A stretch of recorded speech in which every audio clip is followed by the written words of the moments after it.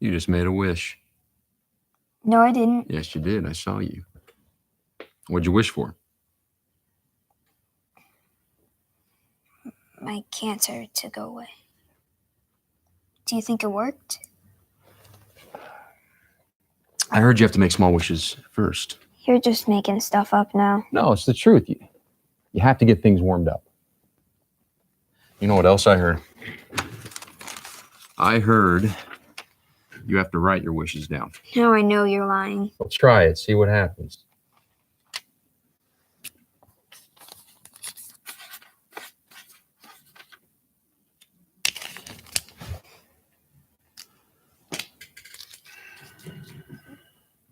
What'd you do that for? Don't worry, it's part of the process.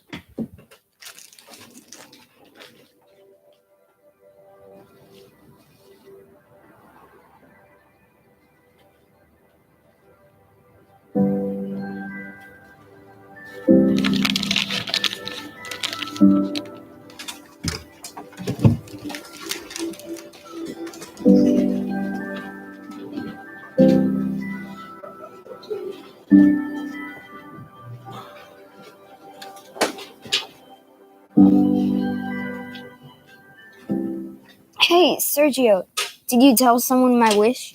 No, why would I? Because I wished for real tacos, and it happened. Give me a piece of paper. I'm wishing for $1 million. Hello? You have to start with small wishes first. Right. Well, maybe you should make another wish, huh?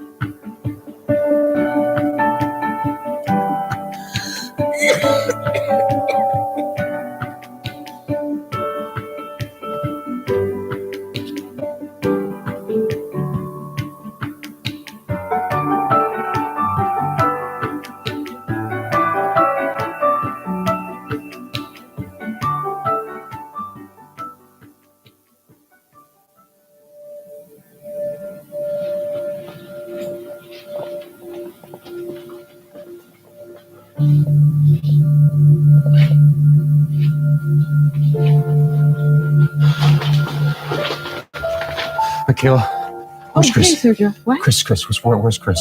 We had to move him upstairs to critical care. I need to see him. I'm sorry. It's family only. Chris is the closest thing I've got to family. I'm not just gonna disappear on him. I need to grant him those wishes. We both know there's only one wish he wants at this point. You made the last few weeks of Chris's life amazing. You did a good thing. But it's time to let go now. Okay?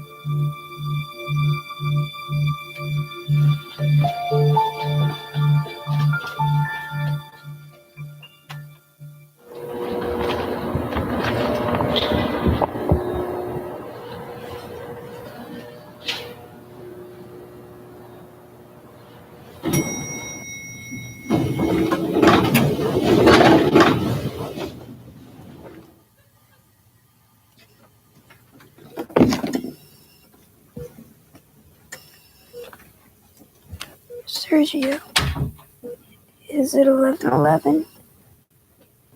I've been waiting for you.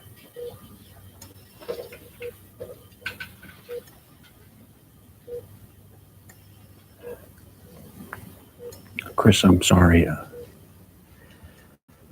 Why are you sorry?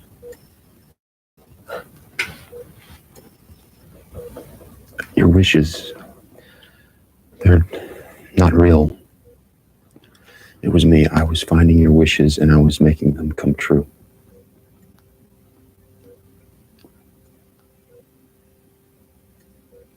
I know how much you want to get better, but I don't have the ability.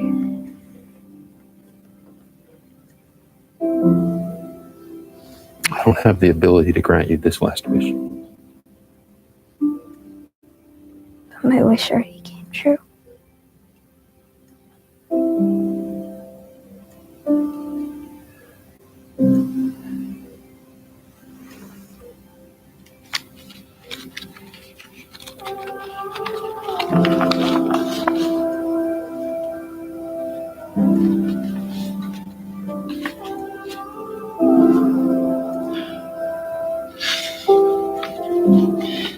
How did you know it was me?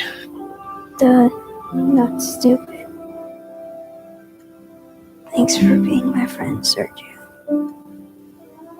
Just remember every day at 11:11 to make a wish. I might be able to grant them for you soon.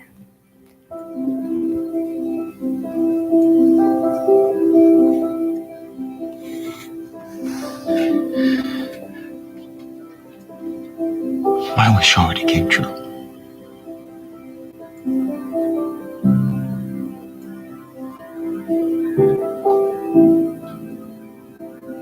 My dad told me that if I made a wish at 11:11, it'll come true. I guess he was right.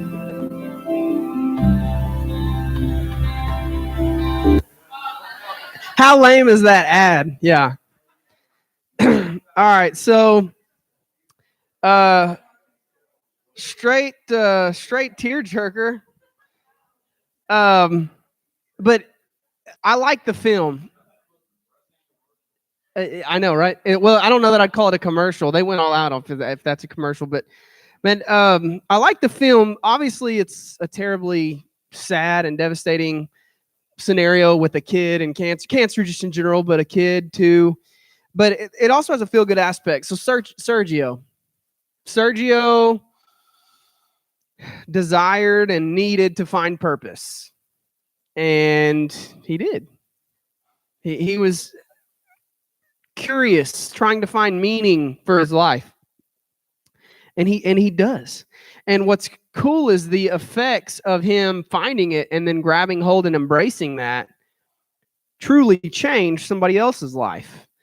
Now, most of us probably don't think that we have much of an effect on people. Some of you do because you have huge egos and you're, think you're cooler than you are. But most of us probably don't really go into each and every day thinking, man, I can really impact somebody's life here, or man, I can really make somebody else's life a lot better with just a couple of acts of kindness. We don't usually look at it like that. But I don't think it could be any further from the truth. I think we sell ourselves short a lot in thinking that, life is what it is, and no matter what we do, it is what it is. But the reality is we all have an opportunity to really help change somebody else's world, somebody else's day. There's an old saying that says you might not change the world, but you can change someone's world.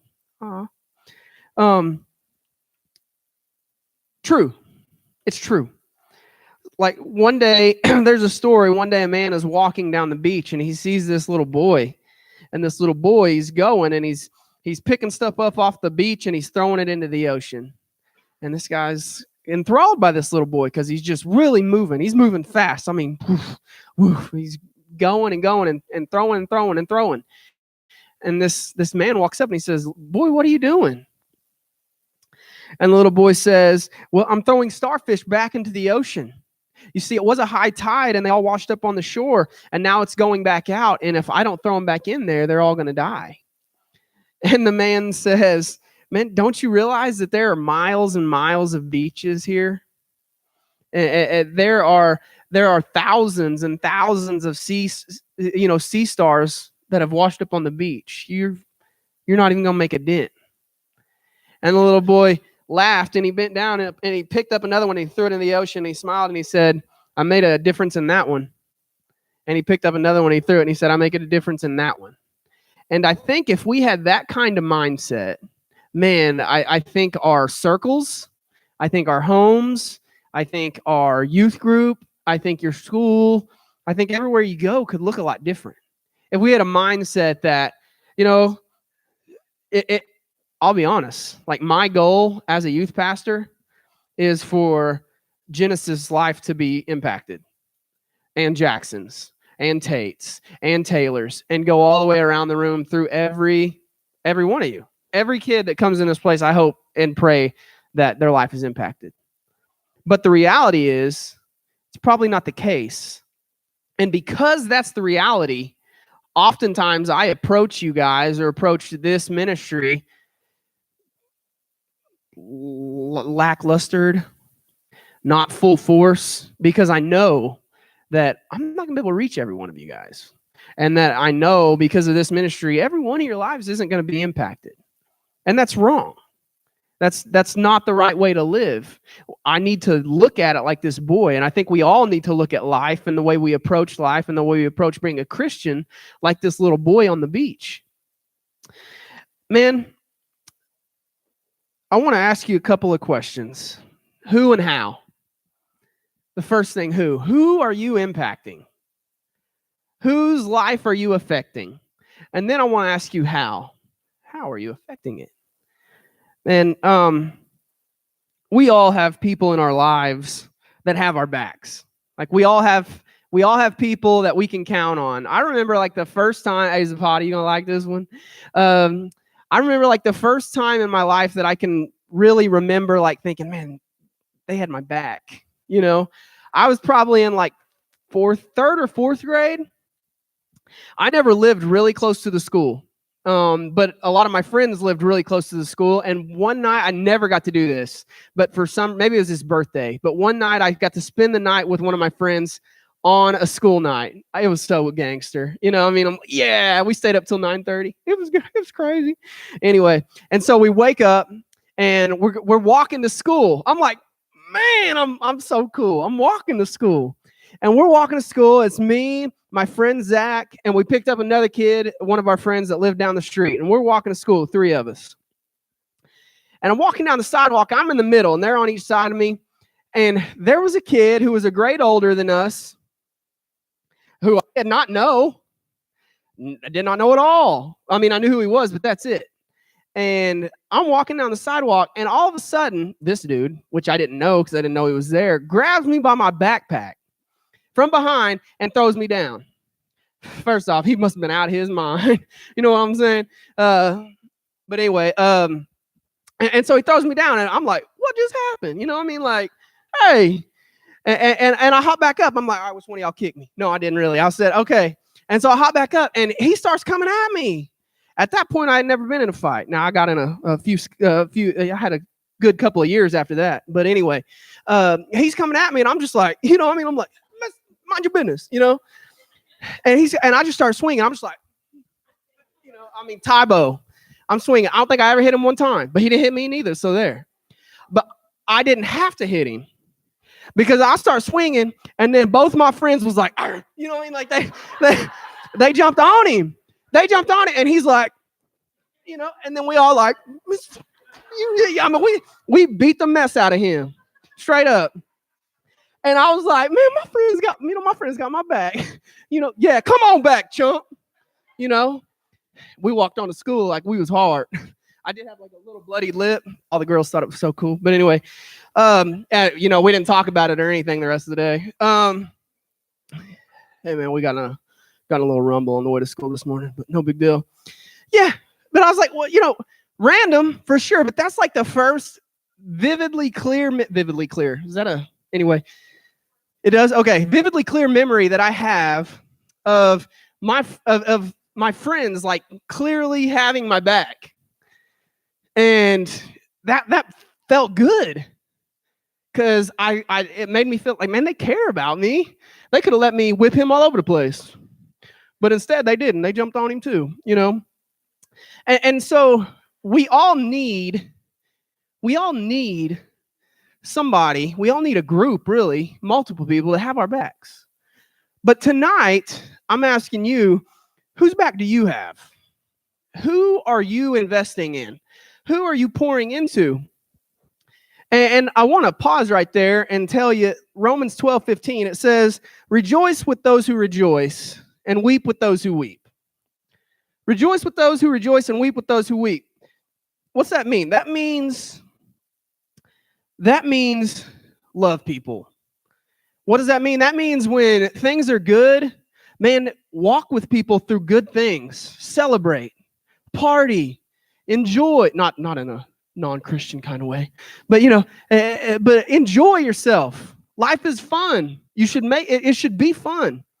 But when life is not so fun and it's a time of weeping, be there and weep with them.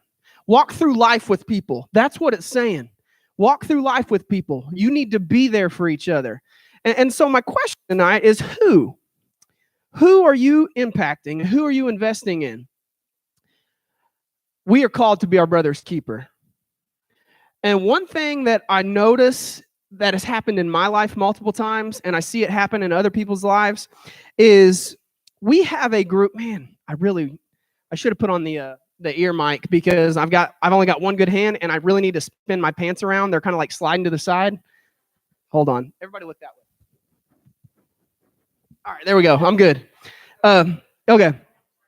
So anyway, so we've all got this like a designated group of people that we're kind of like just kindred with, whether it means we're born into a family, whether it means like we have a set of siblings that we are like mandatory, we have to invest and impact in their lives, whether it's a friend group, whether it's like a brotherhood or a sisterhood of the traveling pants, that you just like, that you have like a kindred spirit with, that you invest in. But one thing that I see that happens a lot of times is we have this group of people that our hearts are connected with, but because of life, because of desires or directions that we want to go, things we want to do, we oftentimes find ourselves putting all of our coins or all of our eggs in a different basket of people. And we're investing, and that's fine. It's good to invest in people, but then we find ourselves neglecting people that we're truly connected with. And what does that look like? Well, instead of me and my sister had a great relationship, and we were really good friends in high school. But what does that mean? I mean, I'll be honest with you. I think because she's my sister, I had a responsibility to invest in her and to, to get, be one, be united on a united front. But a lot of times I left her in the lurch to go with to invest and pour into a different group of people for different reasons. And so I want to ask you, who are you pouring into? And maybe even instead of who are you pouring into and who are you impacting, who should you be? Who should you be pouring into? Who should you be impacting? Who in here who's got siblings? Who said that? You do, man, you do, dude. How many you got? You. Yeah, wow. Yeah, okay. So a lot of people, most of us in here have siblings. Here's what I need you to know. You should pour into your siblings. You don't like them? That's understandable. You will one day, most likely. Austin, your siblings don't like you either.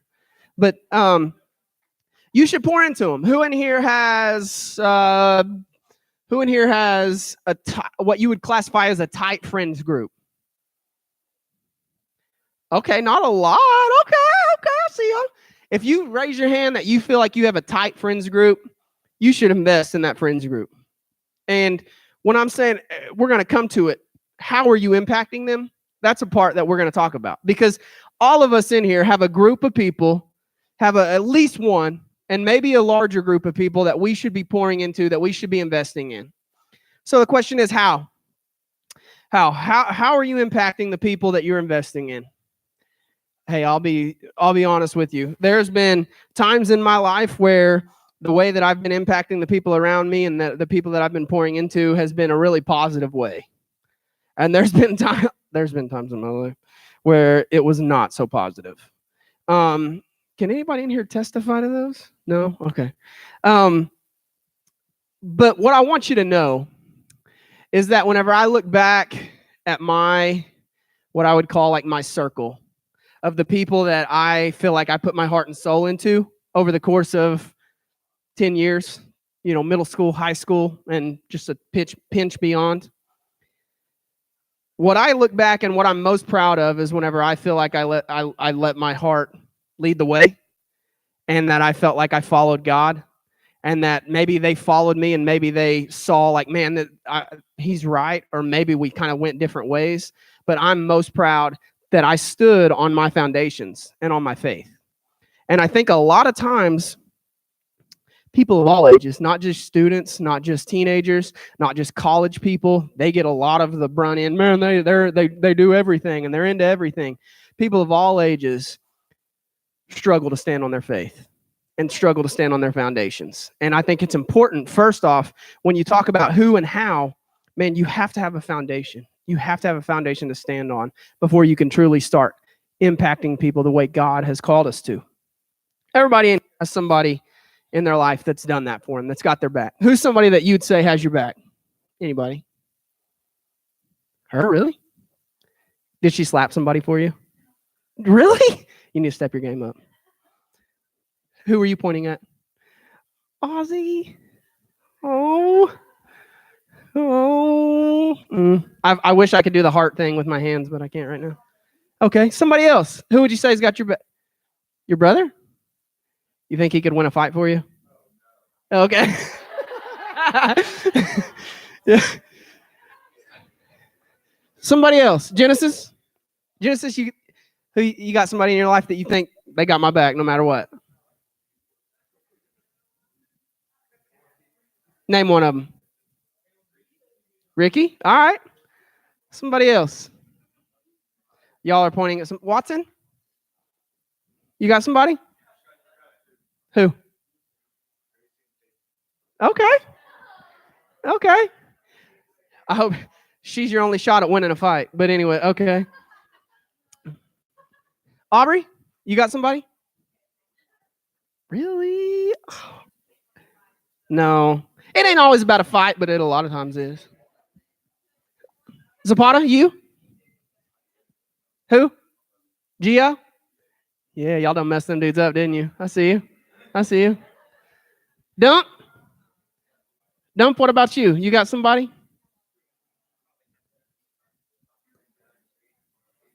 Okay. Ashley, do you think Ashley's kind of in? Never mind. I'm not gonna really bag on her too hard, but yeah, I'll bag on her too hard. Ashley's in this weird. No, I'm just kidding. So, anybody? Do you have somebody? Do you have somebody that you would say has my back no matter what? Who? Yeah. Mother T gonna win a fight too, straight up. Why does it keep coming back to fighting? We're loving, not fighting, but Mother T straight up win a fight. Mother T would stab somebody, like right in the face. Okay, so here's one thing I want to do, and this will take just a couple of minutes. Yeah, we're gonna fight. I got one good hand. You just carry boxing gloves around with you? Okay. All right, so here's what I want you to do. I want everybody to pull out your phone if you've got a phone. Okay, so here's what I want you to do. If you've got your phone, raise it up in the air and hold it there. Okay, all right, you can put it back in front of you now. All right, here's what I need you to do. I want everybody to think of one person that you'd say's got my back. And then I just want you can say whatever you want to. Type out a text and send it to them to tell them thank you, or how much you appreciate them, or that you appreciate their friendship, or how they invest in you, or that they help you win fights, something like that.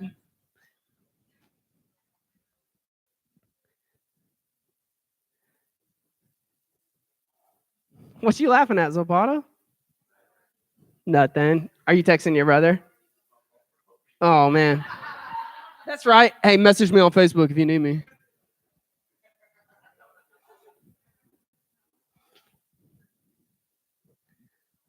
You ain't got no phone, do you?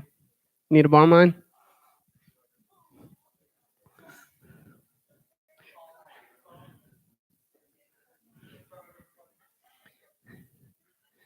Got about another minute or two.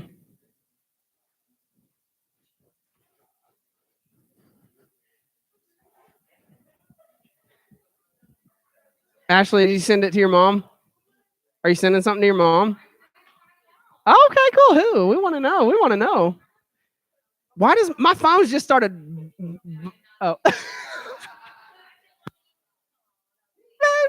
you the sweetest. Shut up. You the sweetest, babe. If you're still typing, say still typing. All right, I'll give you another minute or so.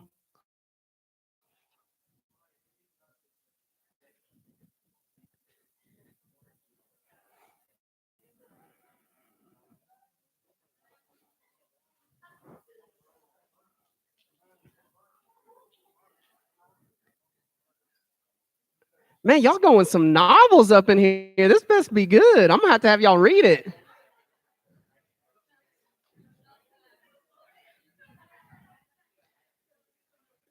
Y'all ain't on Snapchat. Y'all really typing still? You done? Y'all done? Done? Okay, all right. All right, so now what you do is you take your phone, you put it back in your pocket or under your butt or something like that, because you know you're gonna try to be on it, and yeah. All right. Did she? Tell Tori to shut up and watch the movie.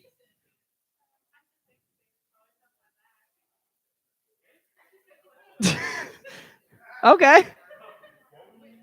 All right, so we're gonna wrap all this up. But here's really, as I was planning this, and I wanted to do something a little small and a little different than what we've been doing. And I was planning it. I just started thinking about the people in my life that I really feel like they have my back. And honestly, I'm blessed. Everybody's not blessed. Some kids go through life growing up with nobody having their back. They raise themselves. There's kids at y'all's school whose parents don't got their kids, or that they don't have parents that have their back. And I just was so overwhelmed by how lucky and blessed I am to have people in my life from, at a young age to now even that have my back. And I was just overwhelmed, and I prayed a prayer of thanks. And over the next week, one of my goals is to go to each and every one of them and either send them a message or face to face and tell them how much I appreciate them just loving me and investing in me. And to finish up tonight, basically what I want to ask you is who are you investing in? Who are you investing in? And how are you doing it? Shh. Thanks. Who are you investing in and how are you doing it? Are you doing it? And are you doing it the right way?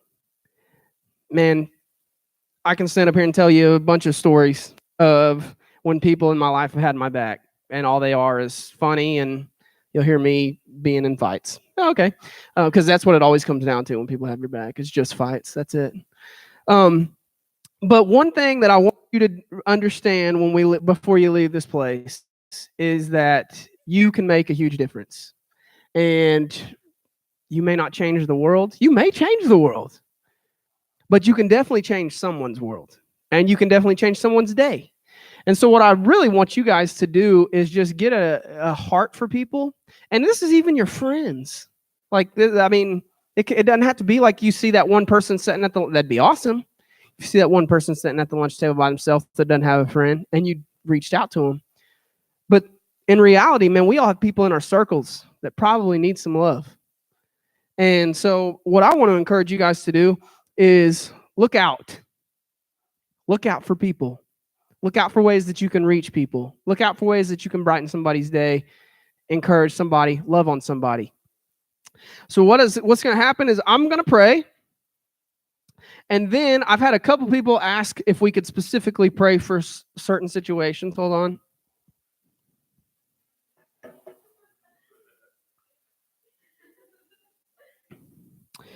Okay, so Carly Fuel asked if we could pray for her neighbor.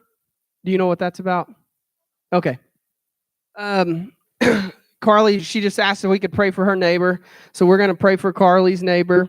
There was a fire this weekend in Muskogee that a young man died. We're going to pray for that situation. And anything else that anybody else would like lifted up. while we're closing in prayer? Anybody? Prayer needs. Okay.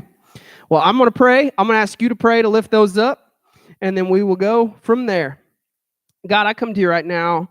I want to lift up, God, I want to lift up, first off, all these students in this room, all these adults in this room. God, I pray that as we had a short little Devo tonight talking about kindness, caring for our brothers and sisters, being there for each other, God, it's one of those things that's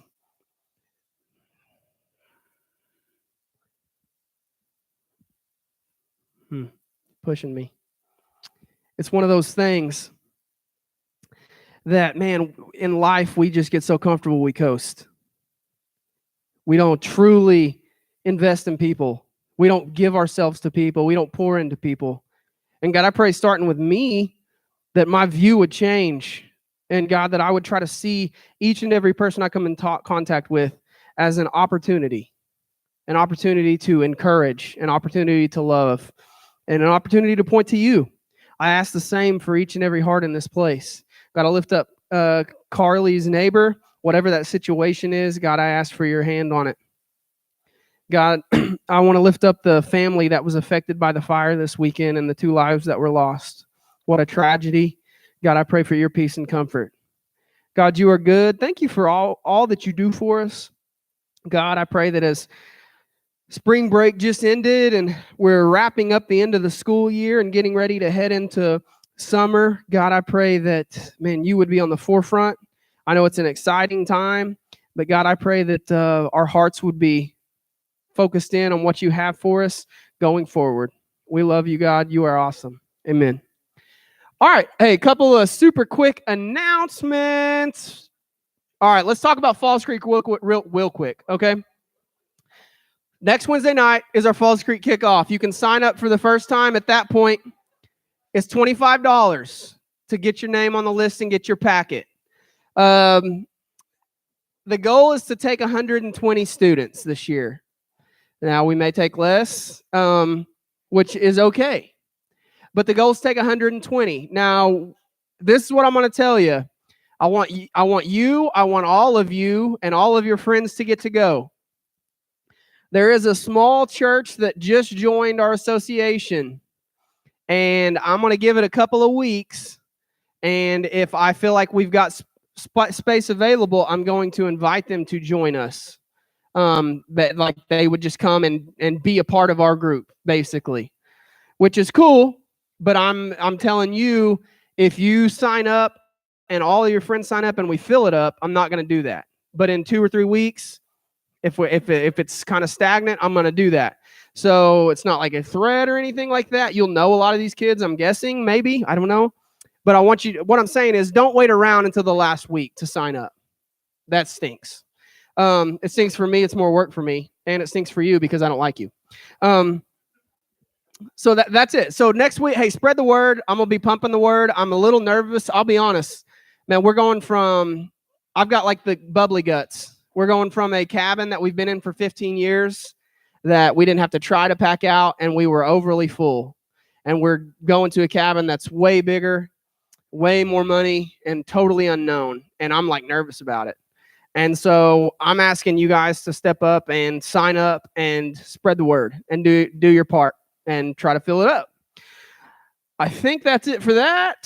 The last one, okay, if you're a senior and signed up for the senior trip, I need to see you for like 2 minutes after this. It's 7:30. Hey, so if your parents dropped you off and went to the movie, we can hang out for like an hour. So that's cool.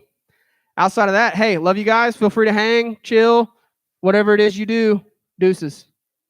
There we go.